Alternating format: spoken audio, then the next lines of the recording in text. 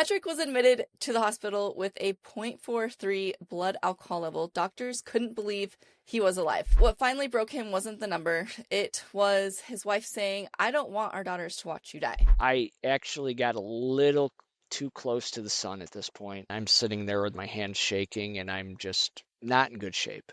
I'm really bad. Patrick, I want to start right here. At that moment in the hospital, when you woke up and realized how close you came to losing everything, what was going through your mind? What did that moment teach you about where alcohol had taken you? So what happened I mean, I can give the story about what led up to it, but basically when I woke up, I just had to urinate, and I was buzzing the thing, and I wasn't even certain why I was there and everything else. And nurse came in and she goes, "Oh, you're awake," like with surprise. And then she left. And I'm like, "Oh, okay, I need help. Like I have all these tubes in me and everything. Can somebody help me to the bathroom?" And then later the RN came in and somebody else and everything. And it wasn't like a lot of other instances where, you don't know how you got there. I knew how I got there. And I can explain what led up to that. But I do recall vividly when the RN was talking to me and saying that she said, "We were alarmed at your BAC," referring to the 0.43. And she said, "But what really concerned us was that you seemed lucid and you seemed coherent in you see." And that's where what she's saying is that it wasn't an acute, immediate emergency. It was, you have a problem. The fact that you're sitting here with 0.43 alcohol and you know your social security and you can speak to, you can answer these questions and you can walk and everything else, that's a problem. And I think, if I remember correctly, the phrase used was end state alcoholism or alcohol use disorder. Sorry, alcohol use disorder. It was one of those where it was, I mean, I should say it was a wake up call, but I'll acknowledge I had a bunch of wake up calls before that.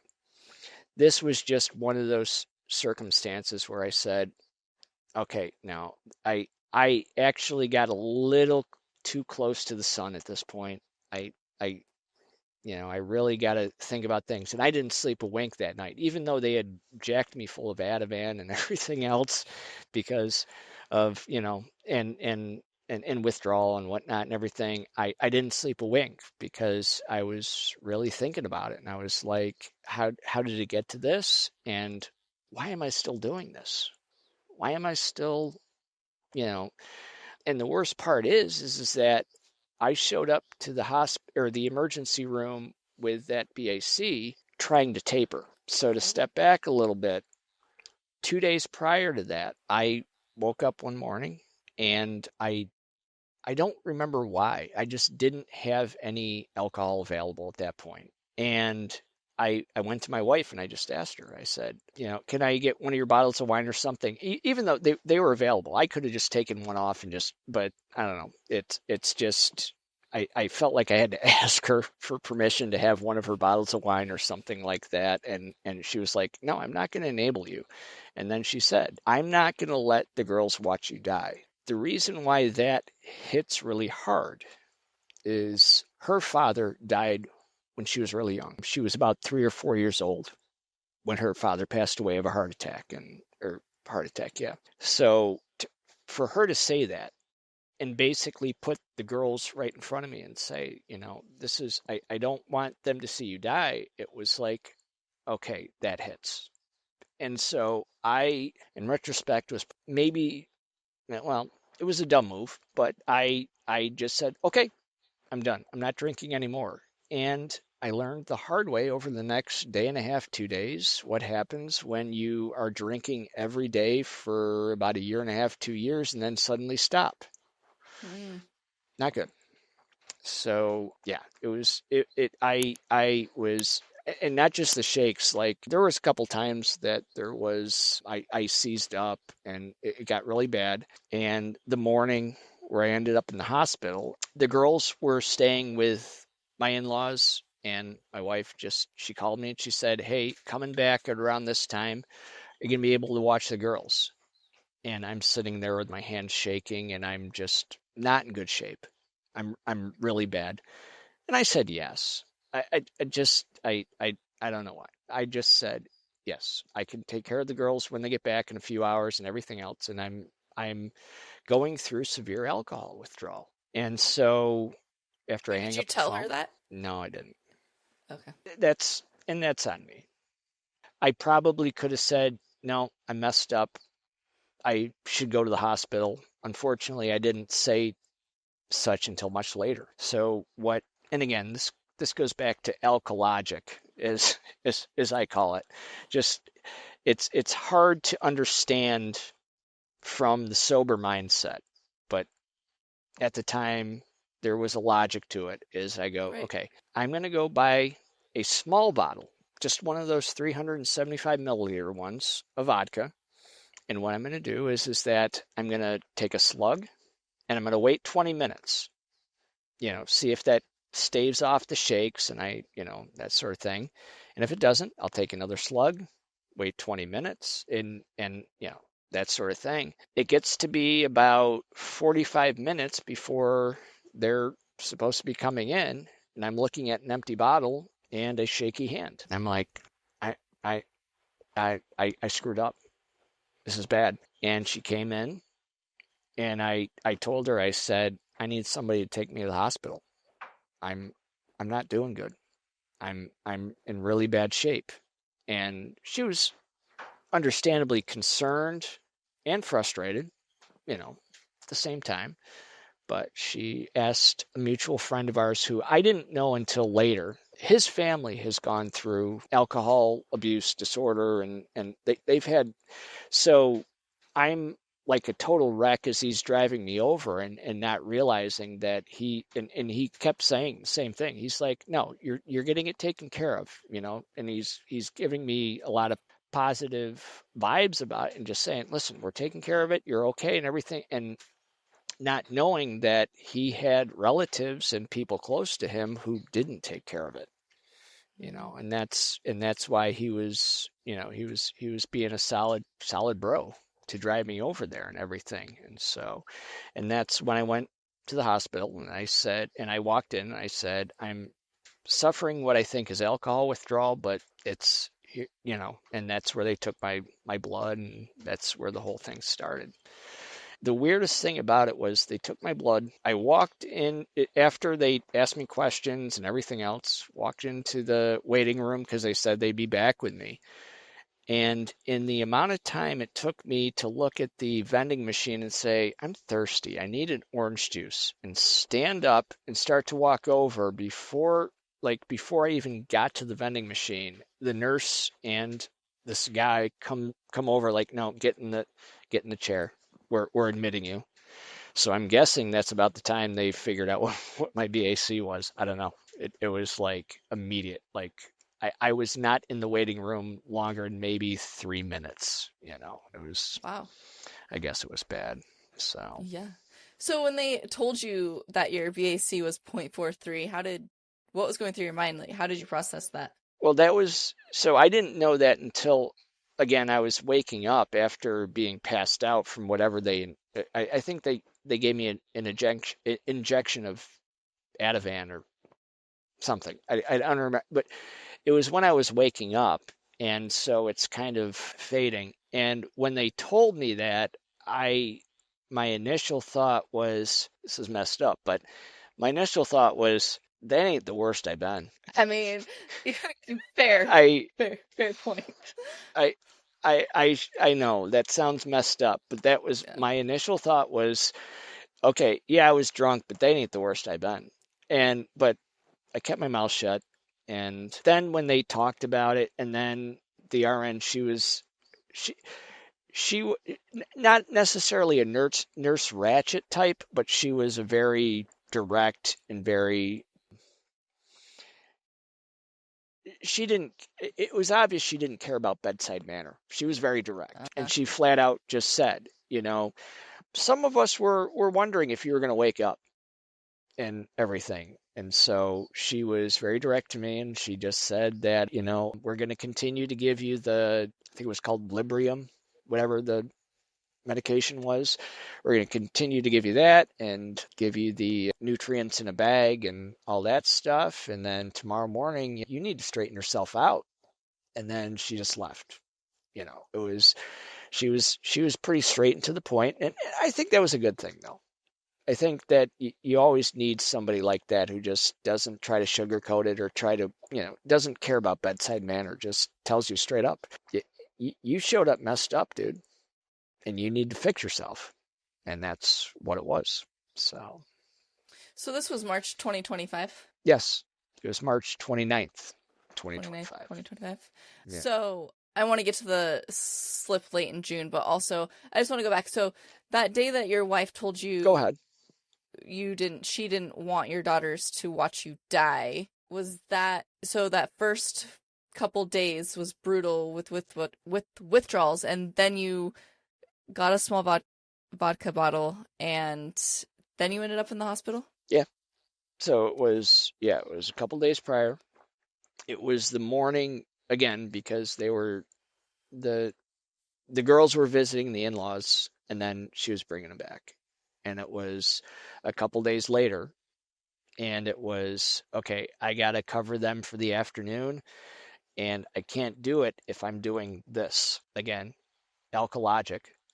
I was sitting there saying, okay, I just need to drink enough so that I'm not doing this, and I'll be okay. That didn't happen. And that's not how it works. So it was about 2 days, because I again, it was very early in the morning the one day when she basically gave me the ultimatum, and I said, all right, I don't want to not be here. I don't want to not be a part of the kids' lives, and I don't want this to be a sticking point. So Yeah. I am willing to do it, and I think because there had been many times so part of the problem is that in the past I had a take it or leave it relationship with alcohol. That's the other problem. There were many times where I was just like, okay, I'm giving it up for Lent, or you know what, I'm not drinking anymore, and that sort of and I did.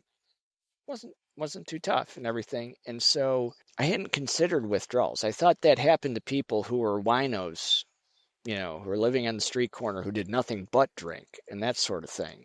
And so when I was just like, okay, you're right. All right, I'm done. I'm going to turn it off. And everything else, I honestly didn't consider until it was happening to me that I was going through severe withdrawal, potentially deadly, Right. Well, and That's scary. a lot of people don't realize that alcohol withdrawal is deadly. And I actually have a friend this last summer. She's like, "What? That it can kill you?" And I'm like, I think not enough people realize that withdrawal can actually kill you. And I think it just needs to be more talked about. What was a normal day like for you before that, the last couple of years? Candidly, there wasn't a normal day. But like a normal day, like a Part of the, normal day with drinking. no, I know, and that's what I'm saying is that there was I really was living on a 5 to 6 hour time frame as opposed to days. The problem is that for so much of my life, I feel like my alcoholism was dormant to a degree. I mean, there were signs. It's like a rodent infestation. It's like you don't find the infestation right away. You see indicators.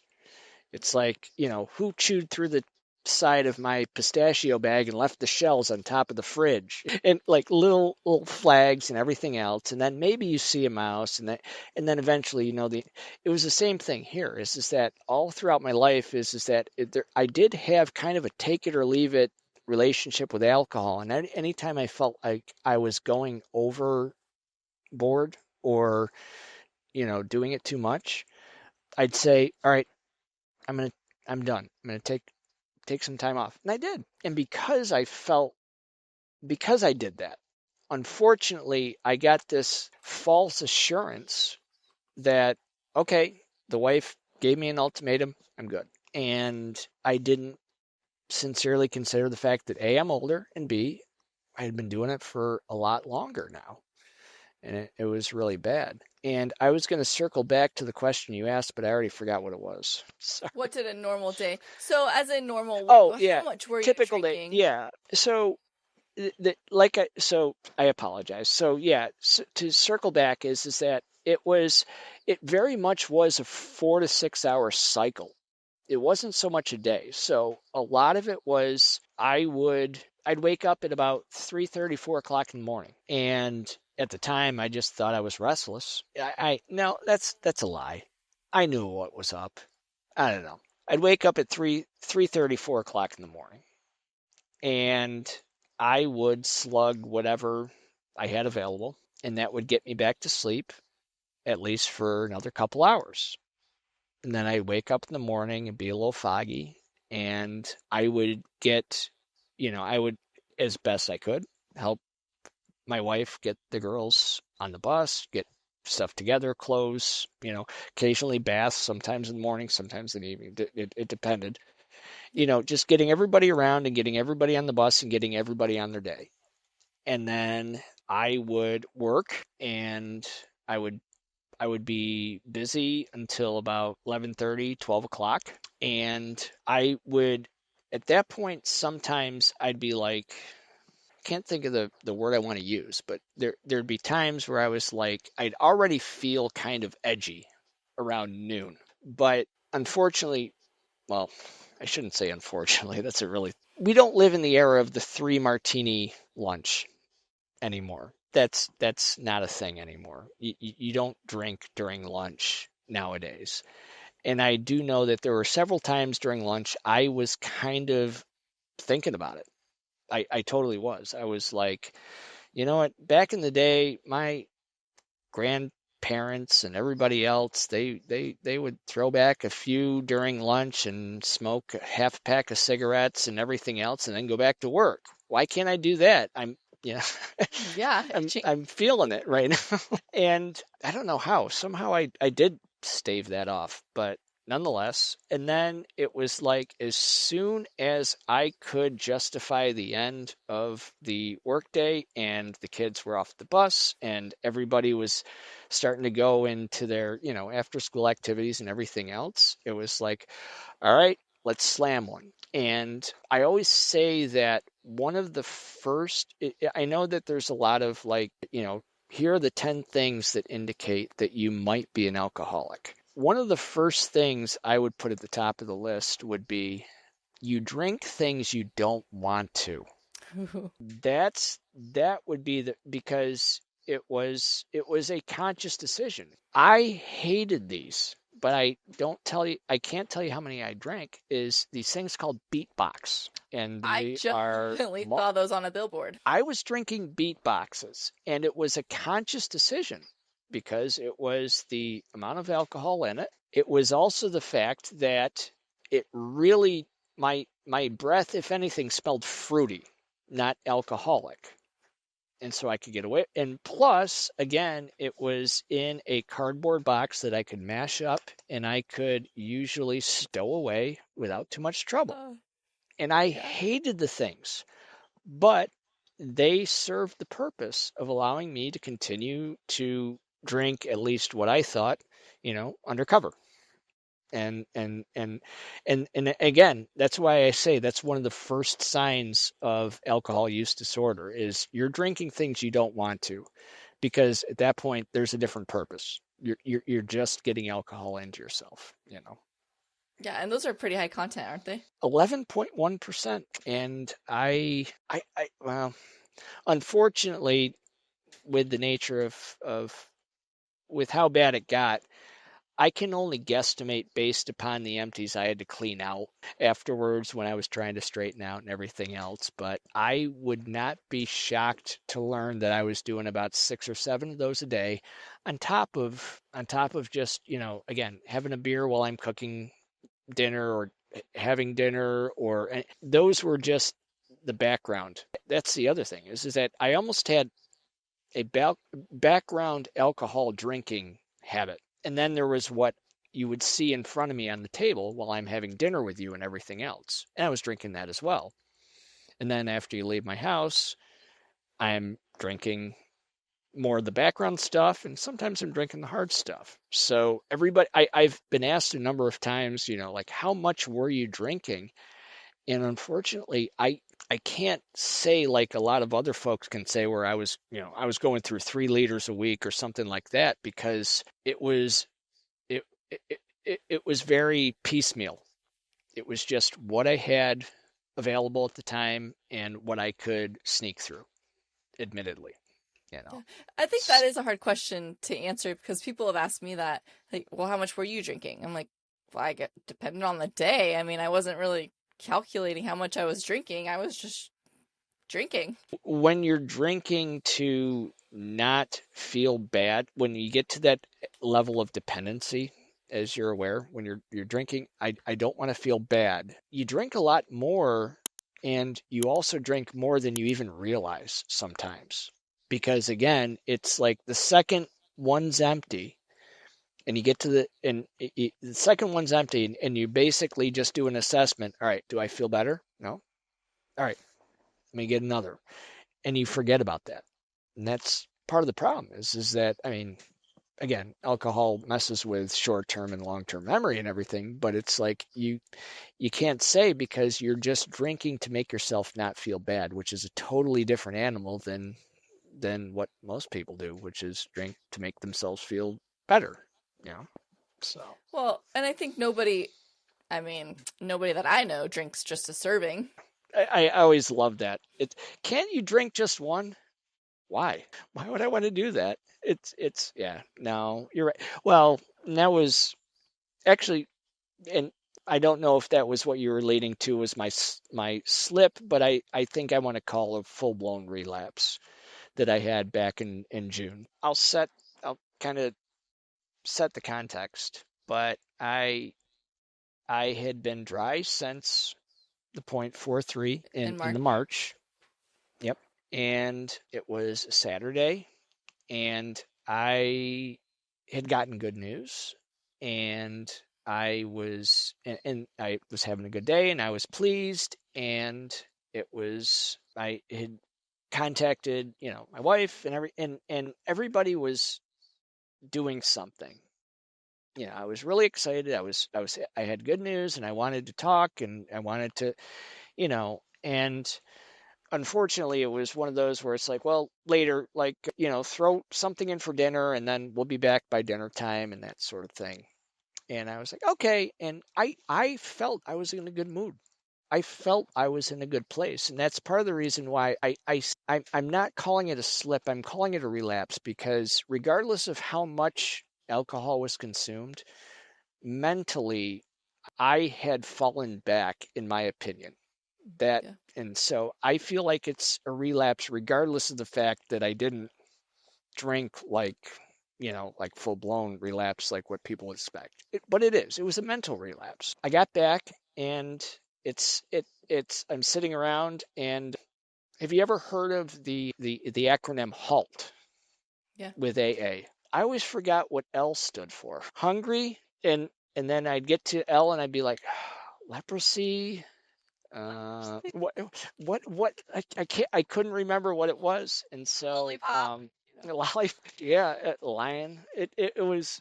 So again, it was just okay. So a few hours hanging out, and I'm really excited. I'm in a good mood, or at least I felt I was, and I stopped at one of the stores, and they had the box wines, but not like the kind you put in your fridge. The boxes that say that they're 3 glasses of wine, even though really they know their audience. Nobody's drinking it from a glass if they're buying a box of wine, honestly. If they're buying it, they're going to drink it from the frickin' box. I don't know. But anyways, it was one of those. And I was like, you know what? I feel like I deserve to celebrate, because of the good news and everything going on and whatnot. And so I bought one of those. And I got home and I set up and I started eating my dinner and I was drinking. And it was just all at once. It was two sentiments that hit me like from different vectors, but they hit me at once. And the first one was, I don't want this. And the second one was, I'm lonely. And that was it. It just hit me at the same time. It was like that I'm not celebrating. I did this because I'm lonely and everything. And I think that's part of the reason why I feel, as paradoxical as it sounds, I feel a little bit more confident in my recovery because as opposed to a lot of times before where I was doing this, I was saying, all right, this is my last one. This is my last. That time I was like, I'm not doing that again. Good. You know, I dumped it out and I was just like, no, I didn't want that. And like I said, is I sat there and I go, okay, that's the Ellen HALT. That's what I was dealing with. And so and like I said, it was a mental relapse. That's why I shouldn't call it a slip, even though I didn't necessarily totally fall off like some people report. It's still, that was effectively what it was. I wasn't being diligent. I wasn't practicing metacognition, and I should have recognized even before I got in the car in the parking lot to drive home, I'm not okay, you know. So, and that's something I've had to work on. Right. So for those that don't know, HALT is hungry, angry, lonely, tired. Sorry. Yeah. No, you're fine. You know, I always forget to kind of mention that. But I mean, I want to get back to how you got sober back in March. But I mean, for those that don't know, hungry, it acknowledge when you might need to eat and choose a nutritious meal or snack to avoid low sugar or low blood sugar. I haven't said anything about this because it literally just happened. I had my literal first craving for wine the other night. And I was like, wait a second, what is going on? This is really weird. I realized I was so hungry and I was so tired. So I had a bowl of cereal and then I went to bed. Like, it just went away. That's what I've done. And I also know, because especially with how I am, hungry is a big one. Yeah. But also the tired. Like when my wife and I got married many years ago, there was always this adage that said, don't go to bed angry. Right. And that's bull crap, because we learned early on, even during the honeymoon, we just said, you know what? Sometimes we just need to get some sleep. We'll talk about it in the morning. And that's true. There's times where it's like you are just spinning your gears only because you're tired and you really just need to get some sleep. And so that don't go to bed angry thing, that's one of the things we've said is that, okay, we have the opposite. We go, okay, are we tired? All right, let's go to bed. We'll talk about it in the morning and see if we still feel the same way. And 9 times out of 10, no, we don't. Exactly. Yeah. So Exactly. yeah. So back to March, you obviously were in the hospital and probably scared into staying sober. I would assume. Kind of. Your wife said that to you, and then, on top of the hospital. But when you got out, what was your strategy to stay sober? The first piece was when I got up, because like I said, I didn't sleep much. I had trouble sleeping. It was about 10 o'clock or 9:30, 10 o'clock in the morning, and they came in and said, okay, we're discharging you. And I was like, one of the things I forgot to mention is that apparently nobody in the hospital I went to has a USB-C charger. My phone died. So everybody assumed I died because I couldn't respond. It was just this whole mess. But sorry, to go back to what it was, is that so I got up and they're saying, okay, we're discharging you. And I was like, well, I need a phone because I got to call and try to figure out, who's going to pick me up, because I got dropped off and everything. And they hand me this huge packet, and I'm not joking, pat on the back, just here you go. And so I'm standing in the lobby with this packet where it gives me some phone numbers about, group therapy and some of the AA in the area and everything.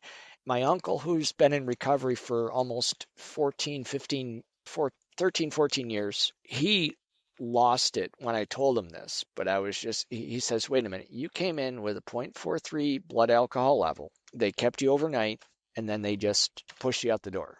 And I said, yeah. He goes, that's no, that's, and I said, well, they gave me a pack of, papers with numbers that I should call and it was like, he was just beside himself.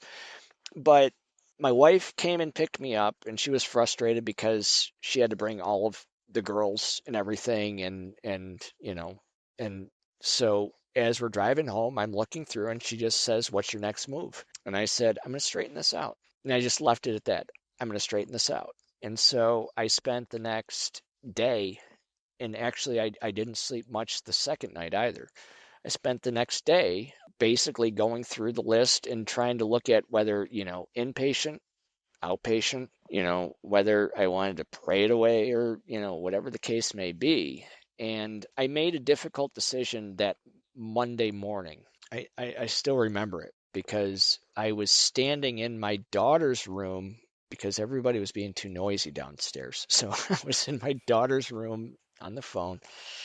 And I said, I'm going to do an intensive outpatient program. And whether that was a good move or a bad move, the results will have to speak. That's the fact. Was I said, if I were to do something where you take me away for X amount of days, I'm still going to have to reacquaint whatever you turn me into with my day-to-day life here. Yeah. There's a day-to-day life, and in this day-to-day life I was messed up. And so my feeling was, this is where I need to do my therapy in my day-to-day life with this intensive outpatient and everything. And I mean, I think it was the good move just because so far, knock on wood, but it's tough because some people it hasn't worked out that way. So that's basically what I did. Is I signed up for an ILP, and it was one that I stuck to.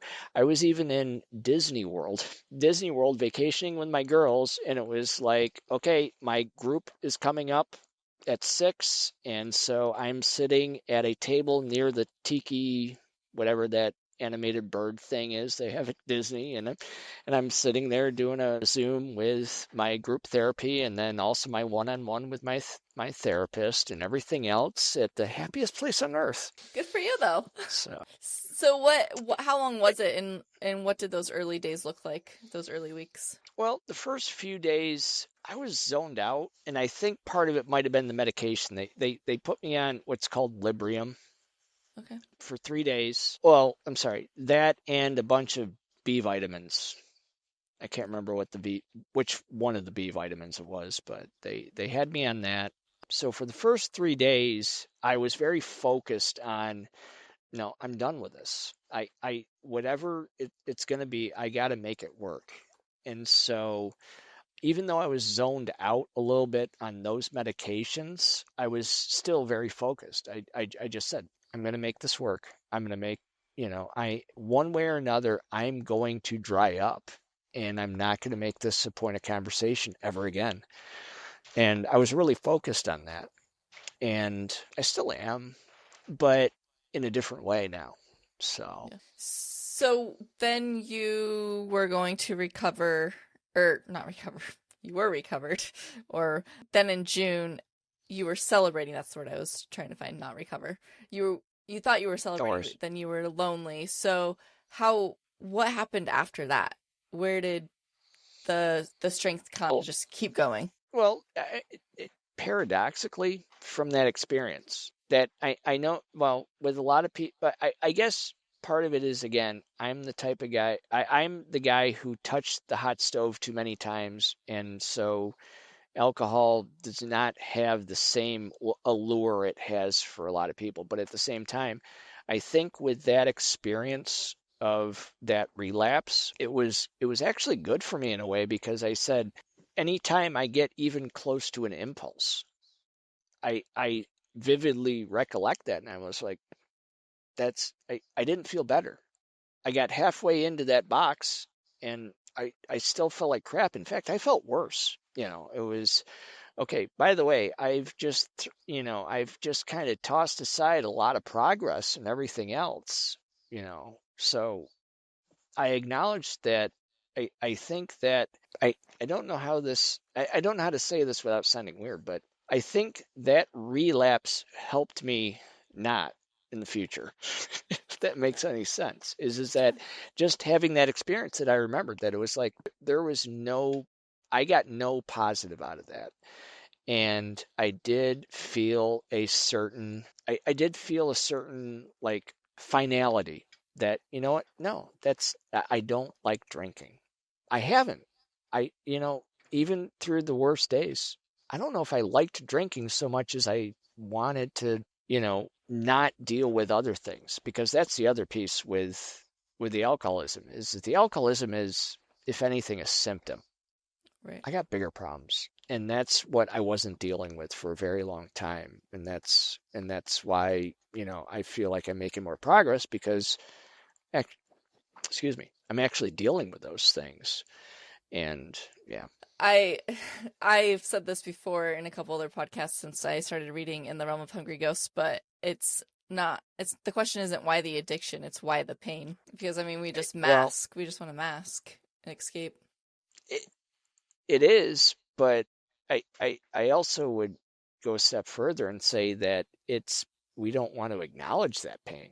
I think Exactly. that was also part of it. Was one of the conversations I had with one of my doctors, and he said, "Well, we talk about this often stems from trauma." And he starts talking to me, and I like there was this reflex that I said, "I don't want to talk about trauma. There's no trauma. I don't have any trauma. I don't want to talk about that." And and I have to acknowledge that that's part of it, is that the same denial in simply answering a question from this therapist and everything is the same thing that kind of drove me to drink. Is I don't want to acknowledge that. I don't want to tell you how bad I feel. I don't want to feel how bad I feel. I don't want to think about how bad I feel. I just want to be numb, go away, and which is what I did.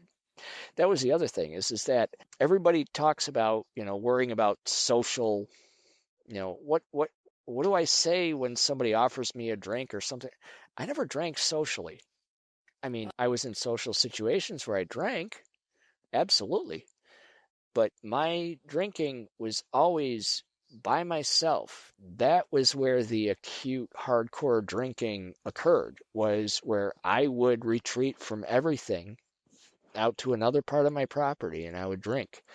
And that's where so when there were several times in our group therapy sessions where they talked about, we did role playing.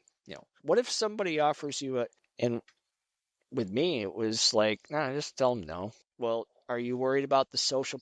I don't have friends. I don't have a social life, like it's all right. I am more than happy to say no. And to be serious, is that like weekend before last, I had a college friend came up and everything, and we hung out and we sat on my deck drinking hop water, which doesn't have alcohol in it, and just relaxing and doing the same thing we used to do, just with hop water instead of the beer and the Jenny Light and the Jenny Cream Ale that we used to have. It was it. I'm going to say something that might bother some people that you've had on the show and some people who watch, but I think that social pressure thing is a bit of a cop out. At my worst, at my drunkest, most obnoxious, and everything else, if anybody said, no, I don't want to drink, or I don't want another drink, or something like that, I don't remember ever once thinking, oh, that jerk. I don't, every, all of I look back and it was like, okay, we got a DD or cheap date. I never Yeah. I think sometimes there is a subconscious pressure that we put on ourselves worrying about social pressure that doesn't necessarily exist. If you have somebody who looks at you and says, okay, you don't drink, you're not somebody I want to hang out with. Okay, you lucked out. Good. Yeah. That's not somebody you want to hang out with regardless. But again, even me being the alcohol use disorder jerk, I wouldn't be bothered by somebody who didn't want to drink. So I apologize to say that, but that's something that I'll admit I've watched over the last few weeks a lot of your videos just to kind of get up on kind of questions you'd ask. So Well, I think it's one of those, we overthink that situation. Well, what do I do when somebody asks me if I want to drink? You just freaking say, no, I don't drink. Or I'm not drinking tonight. Or I quit drinking. I coached somebody and he went to his first wedding, and his answer to everybody that knew that he used to drink was, I don't drink anymore. Move on. It was yeah, done. Like, it's pretty simple. And I go to events where, some people don't know that we don't drink because, they're friends of our friends. And I mean, they're like, oh, do you guys want to drink? It's like, no. And they just move on. They literally just move on. exactly. I mean, And we're not doing anything to offend them by saying no. yeah, and so when they do the role playing and everything else, or when we talk about this, I think we just need to be a little bit more honest, which is, do you feel peer pressure or do you really want one? Right. When somebody offers, do you feel the social pressure or do you feel the internal pressure? And just acknowledge it. If you say, you know what, yeah, I do, then we can work from there. But I don't know that we can always put it on the social thing because again, there are some instances where you got jerks, but regardless, most of the time, like you said, I don't want to drink. Okay, cool, cheap date. You know, More for that's it. me. I mean, it's just as simple. When you say no to cake, nobody's like, no, just have a piece of cake. I mean, well, actually, maybe that's a little different because they want to get rid of the cake. But, sometimes it's like, oh, fine, more for me. I'll have that second piece if you're not going to have. But when it comes to alcohol, we're kind of selfish when it comes to alcohol. Like, oh, you don't want to drink? Cool, more for me. Well, and actually, I'm glad you brought that up because it's something that it was a conversation I had with somebody who, well, I won't get into that, but we were talking about recovery and sobriety and a lot of things. I was comparing somebody who has alcohol use disorder and is trying to sober up with somebody who has an eating disorder or is overweight or out of shape or something like that. And I was just when we were having the conversation, I was just saying, okay, so let's compare the two. You have somebody who is desperately overweight, trying to get in shape and trying to do everything. Now, when that person, after 4 or 5 days in a row of actually getting up, getting their steps in, and doing everything else, one day they just, their back doesn't feel right or something like that. They said, you know what, I can't go to the gym today. I'm just going to sit here on the couch. Would you curse them out and say, you're never going to get healthy? You're never going to get well. You're never going to do better. You know what? You're always going to be fat and out of shape, and you're never going to get well and everything else. Would you say that to that person? Okay, now let's switch that with somebody who sits there and says, you know what? I had a beer after work. I had a beer. I came home. What do we do to them? We chastise the living hell out of them. Who's going to get well? Good point. And Good point. and to be clear, I say this as somebody who, I'll admit, in the past I've done the same. I've until until the shoe was on the other foot, I'll acknowledge, you know, that but until I was in the position, I started to recognize that that's that's not healthy. We have to acknowledge that everything is going to be a stutter step or it's going to be a stumbling start because everybody who is either alcoholism, eating disorder, drug use, or anything else, they're already starting further down. They're already starting in the hole. They have a steeper climb. either because they now have a police record or because they don't have a job or they're getting divorced or, all of the things that fall away when you get lost in alcoholism, they have a steeper climb. And so maybe we should be offering a hand up as opposed to, being crappy to them. I can't think of the word I wanted to use, but just basically chastising them and making them feel bad for when they stumble or when they have X amount of days sober and then they, trip up. Yeah. Let's say, hey, your batting average is 973. That's good. You had one bad day out of 60 whatever. Keep going. Let's get it closer to 99.99%, But we don't do that. And again, I acknowledge that until I was in this position, I wasn't. I was very judgmental and I was kind of not good to people too. So, Yeah, that definitely is a really good topic to discuss. And I mean, this could go really deep. You have very valid point that, how we do that. But for instance, so me and my husband had two separate, like, his was food. And I mean, people that have watched our video together, the comments were pretty fun, I guess. Like, his was food and mine was alcohol, you know, and it just goes to prove that as soon as he's on this really good streak of eating, it takes him one slip up to fall all the way back down. He has to crawl back up to eating healthy and working out and finding that motivation again. But, we sit here and, you can do it, you can do it, you can do it. If I was to have one glass, I would be so thrown. It would be like the end of the world. It's just well, it's such a and difference. so I'm going to be careful here. Would it be the one drink or would it be the 10,000 times before you've thought about having just one drink that it just kind of, again, so it's all right, I'm going to open the gates. Is it just the one drink or is it the fact that for X amount of time you felt I want another drink? I want a drink. I want it, and it all just kind of unleashes when you just say, "Okay, I'm going to crack the gate a little bit." Well, I mean, I don't know. if I had one drink, it would definitely the floods would Right. open. So, I mean, It, there's not just happening. it could. Yeah. I mean, But for me, I guess that I have, and this is where so I've attended AA meetings here and there. Some of them I'm not popular at because I really struggle with the no crosstalk thing. It's like somebody says something and it's like I want to know more.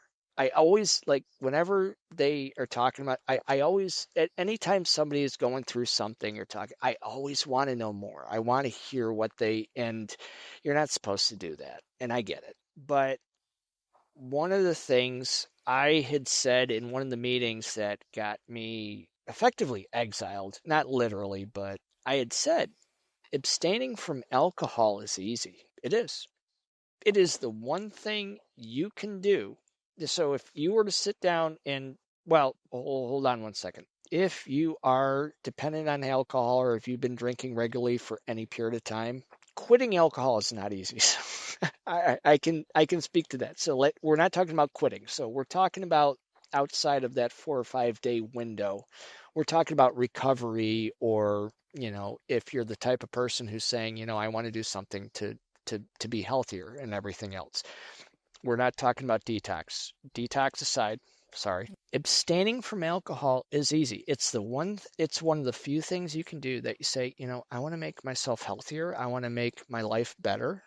I want to get this out of, and it's the one thing that you can be sitting in your living room and go, all right, I'm not going to drink.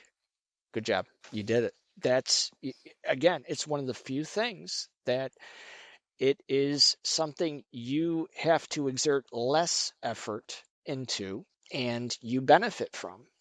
And that's one of the good things about it. But when I say that, I also point out that that's the only easy part of recovery. if you think recovery is simply not drinking, and that's something I've had to deal with directly. If you think recovery is simply not drinking, you're only this far from where you were when you decided that my life has become unmanageable, I and love makes it that much easier to fall back into it. Fact remains is the easy part is saying, I'm not going to drink today, and you don't. The hard part is addressing everything that comes after it. right. And that's something that every day and ironically, that's one of the things that's kept me away from it, is because I've been so focused on trying to reconcile a lot of things, trying to get my head right, trying to maintain sanity, trying to rebuild relationships with even my children. My oldest one is the only one who really kind of saw it in a way. But again, I, my drinking, I detached. So her part of what I got to deal with her is just the fact that she had to deal with absence. And so every day I'm doing everything I can to be present. I recognize that's what I have to do until the day I die, is that just making sure she understands that I'm present. And that's the hard part. Waking up in the morning saying, all right, I'm not going to drink today. I'm not, I know that a lot of people don't feel that way, but it is the easier part, is not Oh, drinking. yeah. Yeah. You can put that bottle down any day. That's what comes after it. Exactly. And And I also, oh, go ahead. Sorry. I just want to say something, because that I love that you brought this up, because I don't think, you know, I know people personally that, I'm going to quit drinking. Okay, well, cool, you quit drinking, but you always go back to drinking. You're not doing the work that comes with it. Somebody I coach, I don't know, it was maybe a month into coaching. He's like, now I understand what you mean by doing the work. I'm like, there you go. Like, you have to do the internal work also that comes with putting the bottle down. And that's what I've, until several months ago, I don't know if I fully accepted. For the first 3-ish months, I didn't drink, and I had the relapse. And even after that, it was like, okay, I'm done with that and everything. But it was in the week or two that followed, I sat there and I said, no, I'm not doing what I need to do. I just simply not drinking isn't enough. Yeah. I got a lot of, and all of the CBT and all of the things they were giving me in group and in the one-on-ones and everything. That's what I needed to address, and I don't know that I was at the time. Now I am, but at the time I don't think I was.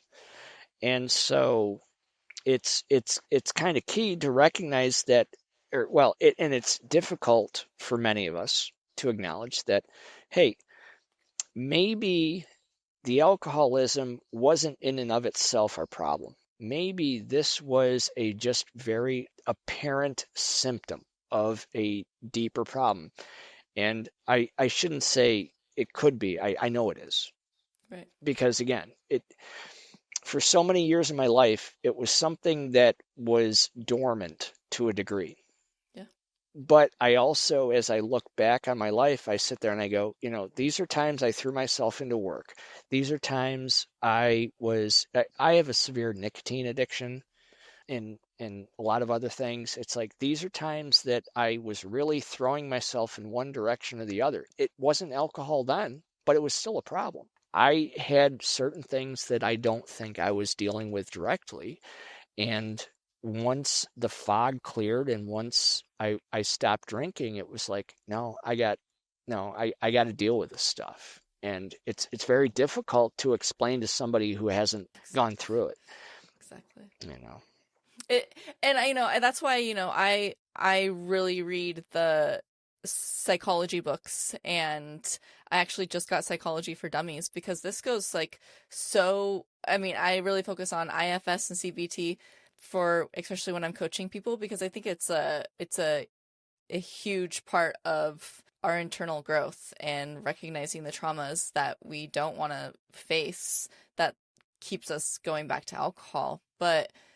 And a lot of people have said, I want to know how they got sober. Well, that is a really perfect example of how you got sober and you're staying sober is you're working on those things, right? It is. And Yeah. and I've only had one person in the last 6 or 7 months who was referred to me by somebody else who said, well, you know what, Riley, oh, sorry. Am I supposed to mention my last name? I don't know. Sorry. This guy got clean and maybe you should talk to him and everything. And so I am on the phone with somebody I've never met before. They're asking me for advice. And I'm sitting there and I was like, you know what? I don't have any advice, but what I can do is just please tell me more. The best advice I can give somebody in that situation is a listening ear, Right. because how many times is that all somebody needs? Is they just don't have somebody they can unload or talk to or something like that. And I was honest with him, as I just said, I can only tell you what I did, but what I can do is this: I can listen to you and you tell me what's going on Yeah. and everything. He's doing better now, but at the time I felt bad because I didn't have any answers. I just was like, I'll sit here and I'll listen and you tell me what's going on. And that's what it was. And maybe that's sometimes all we need is that at our worst, we just need somebody who is going to acknowledge that, you're going through some stuff, and I'm listening and you can talk to me about that stuff. And so it's I it's think kind of scary, but it's very helpful. I think, I have people that just talk to me because they need an outlet. And, speaking out our frustrations or anything that's going through our head, I think is extraordinarily helpful, which takes me into how, like, running for you. How does that work for you? you mean running because I'm a runner, Yeah. like running. Oh, Yeah. okay. Yeah. I so it's something that I've done for most of my adult life, but I fall off when I get into the drinking too much. And so it's one of the things that, I guess the best way to put it is that it's one of those things I do that makes drinking inconvenient. I can't put in 6 or 7 miles in a day after I spent the morning polishing off a couple malt liquor or whatever. You can't. You just can't, you know? And so, not that I do it consciously, it's something I do to maintain my sanity and everything. But I also acknowledge that part of the reason I stick with it is because if I don't, I do sort of fall off a little bit. And it's not just the drinking. It's when I'm not being conscious of, my timing and my splits and everything else and trying to improve my running and everything, when I'm not doing that, I'm not keeping an eye on what I eat. I'm not keeping an eye on my sleep. I'm not, basically all of the things that everybody should be doing anyways, keeping a good sleep schedule, eating regularly and eating healthily, and brushing your teeth, flossing, just very basic things. Those are all the things that I need to be doing to maintain a certain level of performance with my running. And if I'm not, then I fall off. And so it's almost like I don't know if it's a subconscious thing, but I stick with it and I do it every day just because it is something that keeps me from that state where I'm just falling off and just letting everything go. If I'm not watching what I eat, if I'm not, in some cases, when I was drinking heavily, I would go through a day or two where I wouldn't eat at all. The only thing I would be consuming was alcohol, Oh, which is not good for you, and so I think that sometimes at the early stages, one of the things you need to do is that if there's something you love and there's something that you really are passionate about that makes the drinking and all those things inconvenient, latch onto that and go full bore, because that's at least to get you past the early stages until you get to the point where you say, oh, that's right, I don't like drinking. I don't, I, this is a toxin. This is something that's bad for me. Geez, I don't know why I was even doing it in the first place. Hmm. It takes a while, but if it gets you through the first few weeks or months or however long is required, that's, do it. And even if it's something is like, actually, one gentleman I talked to, he makes these circuit boards. It's like little electronics, and he has to have a steady hand when he's putting these what they're called SMDs. I can't remember what that stands for, but these very little chips. And if he doesn't have a steady hand, it's a nightmare. But he acknowledged that he's like, part of the reason why I do this is because if I go back to drinking, I can't do this, and I love doing this. And so if there's something like that, that drinking, that doing something that you're passionate about that makes drinking inconvenient or interferes, stick with that, at least to get yourself through the first few months. And then, again, you'll realize that, no, I never liked this in the first place, you know. Yeah. I don't think I've heard that So one before. I mean, maybe in a roundabout way, but I really like how you put that. Yeah. So what do you say? What do you say to the dad or mom listening right now who's still stuck in the same place? two things, and there's three mantras that have been kind of running through my head as I've been going through a lot of this. And one of them I already said, which is abstaining from alcohol is easy. And I recognize there's a lot of people who bristle at that, but the reality is it is. It's just not drinking is the easy part, but also because there's so much out there that puts the weight of everybody's sobriety on every moment of their life. And for once, it's like just to have a mantra that says, no, that's not what it is. Just accept the fact that not drinking, it requires more energy to go get a drink. Unless somebody is like forcing it down your throat. It requires more energy to go get a drink than to not. Let's be, acknowledge that. But anyways, Yeah. the two other mantras that I have that have been sticking with me. One of them is, have you ever seen the show The Sopranos? Well, I mean, long time ago, but I don't really. I know what you're talking about. Well, there was a scene where, and this is something that's been sticking with me, is that there's a scene where he says it wasn't all bad, and that's, and I look back, I know that there's a lot of people with alcoholism and who are in recovery or something who would love to put brackets around the rough time of their life and just, redact everything and whatnot.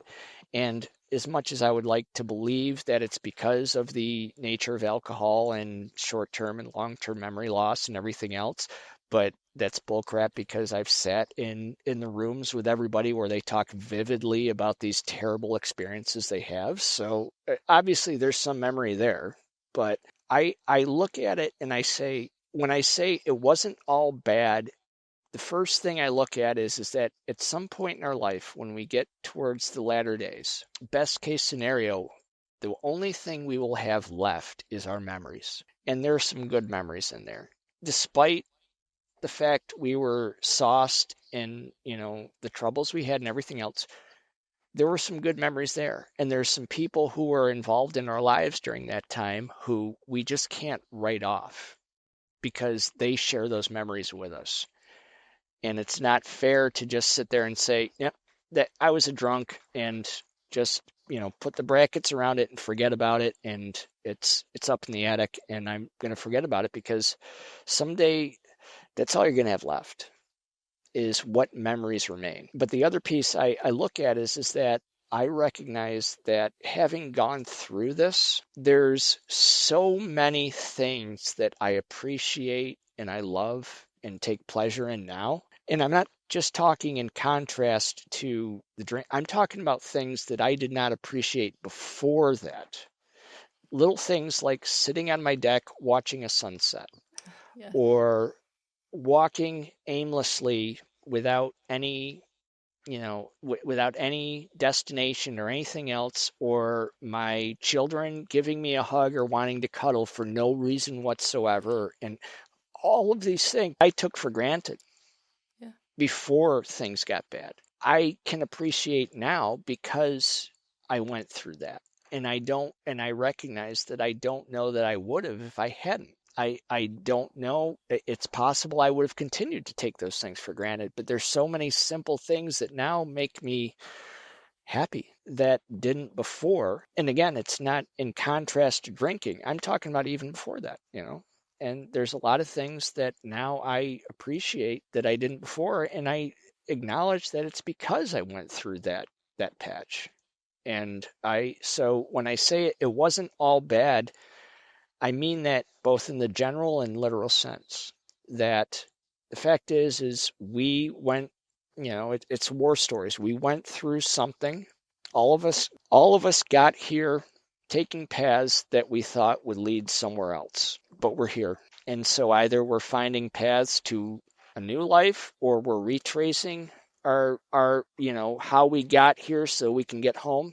Doesn't matter, whichever it is. The fact is that it's a part of our life, and we can't just say it's all bad. The second thing I also keep as a mantra is and this is a hard one for me, but don't suffer in silence. Like I said, the alcoholism could very well be just a symptom of something. And unfortunately, I found, and as many might, that when you finally raise your voice and say, I'm not okay, there's going to be some people around you who will express the same, and you will find that they are experiencing a level of agony that you never in a million years would have wanted to wish even a fraction upon them. And it was at your hand. It's them watching you, and it's putting them through agony. And I think that's so when I say don't suffer in silence, it's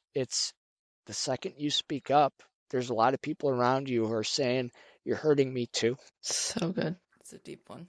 Sorry. You're finding that one really just it gets you. The essence of trauma is disconnection from ourselves and from others. The essence of healing is reconnection. It is. And that's been the biggest part. It's every step of the way over the last however many months, we say recovery. We're regaining ground, etc. But in a lot of ways, we're finding ourselves again. Yeah. We are just remembering who we once were, and that's something that we go through. Is that that we got to this point, and now we're trying to rediscover who we were before this whole mess, and it's tough. So it is. It's a long road, and you know what? But getting through it sober is so much better than the alternative. Well, it's the only way you can, though. That's the other piece. Is that the whole reason well, I say we, but I don't know to the extent where yourself or anybody else who's listening to this has gone through it, is that part of where we again fell off is that it just became too heavy, and we kind of turned to something that let's be honest, alcohol is effective with one dose. It's not like antidepressants or a lot of other things where you gotta be on it for a few days or weeks before it starts.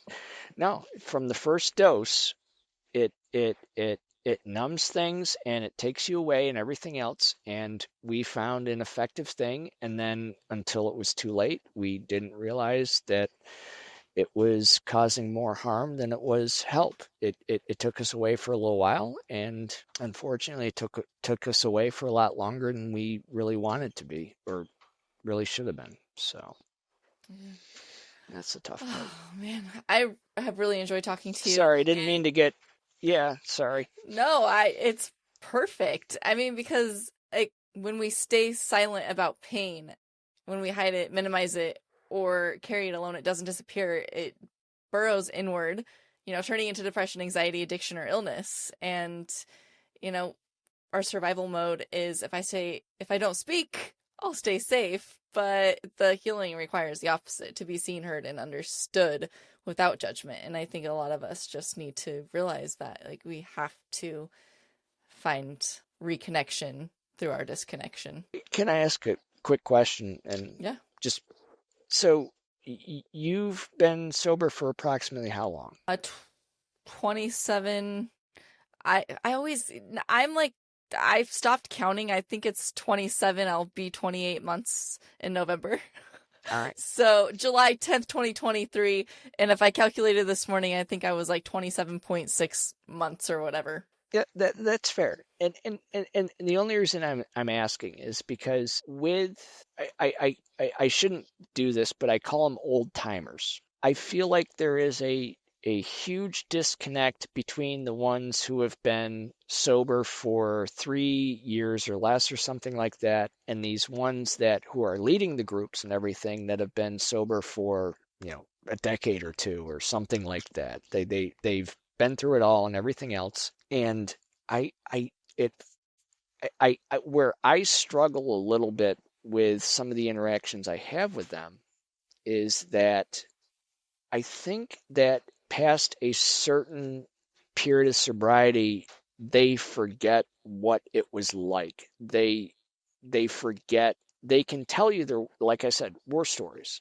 But I feel like sometimes past a certain age or a certain amount of time, they don't always acknowledge that how fragile you are in those first few years, and even if I find myself 8 or 9 years from now and still sober and everything else, I'm always going to keep in mind as best I can that I remember what this first year was like.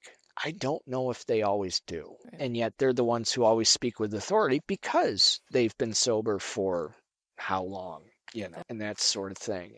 And I always that's something that always touched me the wrong way is that I guess the best example I can explain is like where we're talking about somebody who's not healthy or has an eating disorder or something like that, they are 300 and some odd pounds, they're overweight, they're really not well and everything else.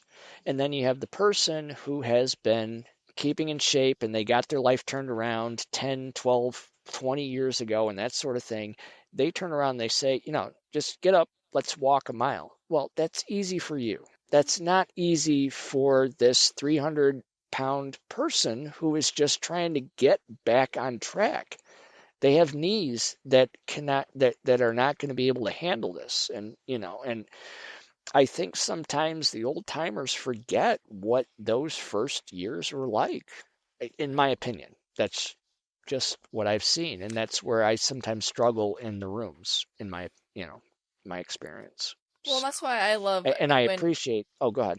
That's why I love when people sign up to do the podcast and show up. So thank you for showing up and share their beginning stories, their early experiences, because there are parts of, I get lots of, okay, yeah, this is how I felt, or this is how I felt. And then when they ask me, I'm like, I draw a blank, but then after the podcast is over, I'm like, okay, that's how I felt. And then I just have to, I don't know, it takes me a minute to recollect how I felt. So that's why I really love, getting you guys on that are early. And some people are like, well, the 30 days doesn't help me. Well, the 30 days helps somebody. And, the 100 days helps somebody. And then I get people that say the 10 years doesn't help me. I'm like, it doesn't matter what, like, everybody's story that is shared will help somebody. I agree. And I acknowledge that regardless of how many days I have sober now, I don't know that I'm just as confident as I was then in my first couple days that no, I'm not going to drink today. It's going to be a long time before I feel confident enough to say in 3 months I will be able to say the same. I'm it's only been however many months. So out of the last 214 days, I've been sober for 212 and a half, depending on, depending on how you do the math. But regardless, 99.9% batting average, that's pretty good. But nonetheless, I acknowledge that I'm confident that before I go to bed tonight, I'm not going to have a drink. And I'm fairly confident that tomorrow I'm not going to have a drink. But it's going to be a while before I have some of the confidence that the old timers do, that I'll be like, a week from now, I'm confident between now and then ain't going to happen. I'm still at, that's where I said the abstaining from alcohol is easy. I'm still confident that I cannot drink, but I recognize that there's a lot of stuff that I still have to tackle before I am at that point where I'm like, I'm done. It's Yeah. something that's behind me and I'm better and I can progress with my life and everything. And again, I don't know that the old timers always understand that, in my opinion. But here's, So I know we that's have why to, I I, appreciate. Go ahead. Sorry. I know we have to wrap up, but I just Yeah. have to say, I know people personally that have relapsed after 10 plus years. So, I mean, how confident can we There's that. actually be? I mean, like, I'm going to say 100% confident that I will never drink again. But, I don't, maybe I have to say 99.9% because you never know, because there are those people that get to decades and relapse and then not a pretty sight. But yeah, I just know my game plan for today. My game plan yeah, for today is I'm not drinking. I don't have one for tomorrow, but yeah, by the time I do, tomorrow will be today, and I already got a game plan. So yeah. Well, I love that I know that you were full of anxiety doing this, and I know a lot of people do get full of anxiety when they first share their story, but I think it's incredibly brave, and I have to just say thank you for sharing, because you don't know who you're going to help. that's the only reason I stuck in. So I appreciate that, and thank you so much. Well, thank you for showing up. I truly appreciate that. I mean, you have no idea how much I appreciate that.